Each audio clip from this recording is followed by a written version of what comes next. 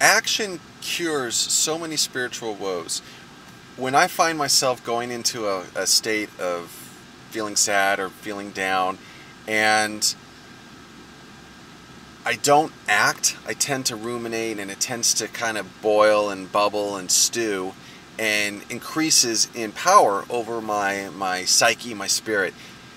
And what I found is we have confined ourselves to going from one box to another box to another box. We're in a box in our home, we're in a box in our bedroom, we're in a box when we get in our car and drive to work, we're in a box at the office, and we have a disconnection from nature.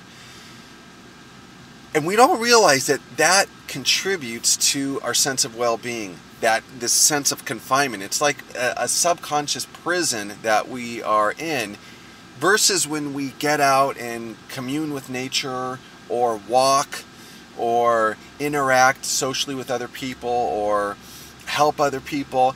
That inner sense of well-being starts to manifest with those actions.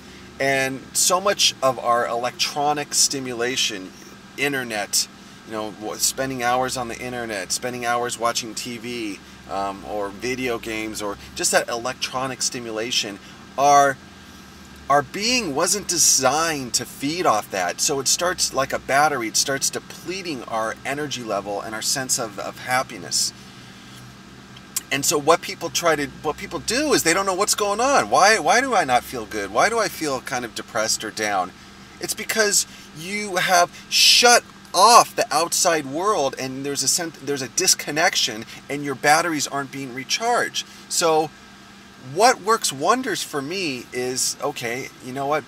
Previously I tried to figure it out. Oh, maybe it's something in my life. Maybe I need maybe I need a girlfriend, or maybe I need a new job, or maybe I need to move, or maybe I need to earn more money, or buy things, or whatever the cycle we go through, or maybe I need to change this about myself.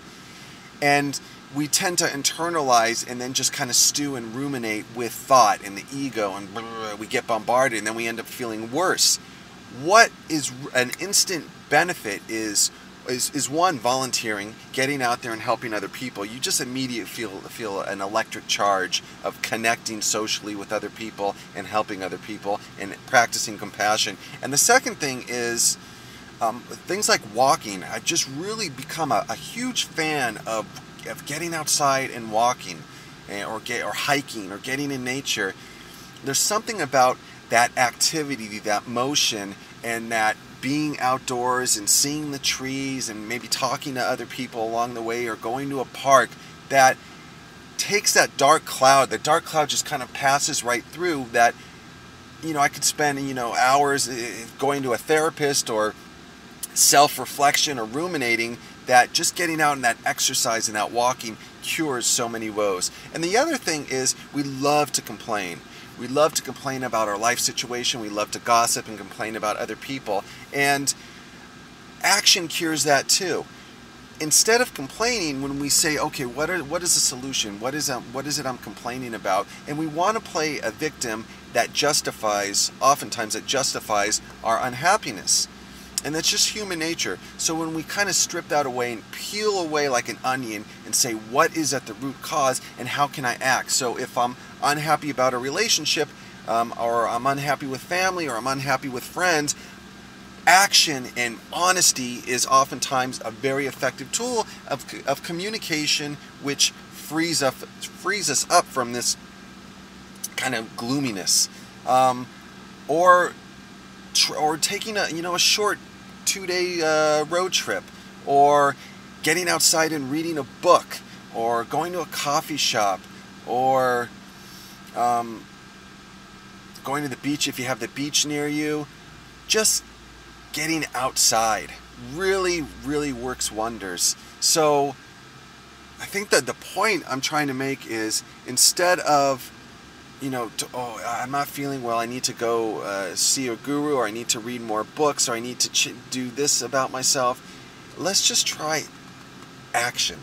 Let's just try movement. There was another guy I was communicating with, and he was concerned about the state of the world that it is today. And sometimes that can be very depressing, especially with the news and everything like that. And, you know, he didn't want to be just another worker bee, and how messed up things are, and how exploitive the 40, 50, 60-hour work week is, and how he wanted to connect with his humanity, but there was a sense of frustration.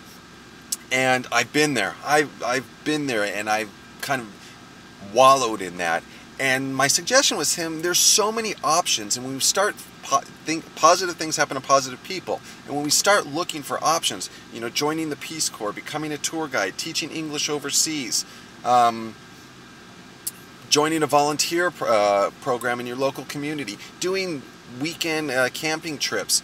There was a bunch of other things, but the point is, instead of looking at the reasons why life is not working out the way we want, one, let's lower our expectations and look for solutions, and then take action and get outside of our little bubbles and boxes. Comments, ratings, subscriptions, greatly appreciated. Thank you for listening, and I'll speak to you soon. Bye.